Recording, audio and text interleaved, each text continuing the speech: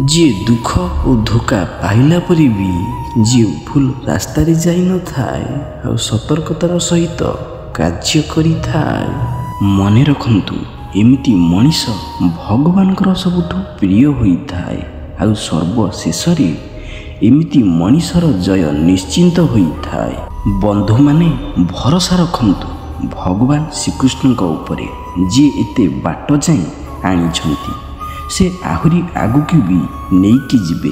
दरिया हो कि क्या बुड़ेबा अपेक्षा जरिया बनिकी क्या बंचई दिंतु। ए दुनिया रे दुईटी तरीकार लोक माने थांती। जने से ही थाए जी छोट असुविधा आसिले भी डरी जाई थाए, विचलित हो जाई थाए, दुखी हो जाई थाए। आउ अन्यटी सी जी जिते बड़ असुविधा आसिले भी से माने सब बेले खुशी रे थांती और निजको संभाली थांती। जहा पाखरे सब किछि थाए से दुखी होई थाए और अन्यटी जहा पाखरे किछि न थाउ तथापि से दुखी होई थाए। एही तीनोटी कारण पई आपण सब बेले दुखरे रुहंती। प्रथम आपण सही लोकों को बहुत निजर भावंती जी आपण को केबे भी निजर भावंती ना।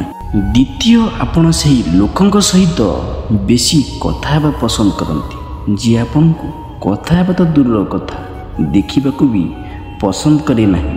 तृतीय आपण जहा पई मूल्यवान समय बाहर करंती किंतु सबुबले व्यस्त रहिबार नाटक करंती।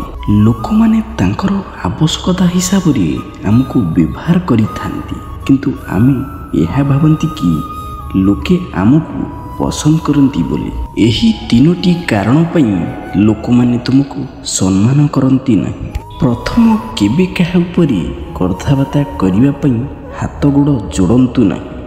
से जदि आपनक सहित कथबार्ता करती नहीं यार कारण यह कि आपनक ता हृदय भल पाइबा ना।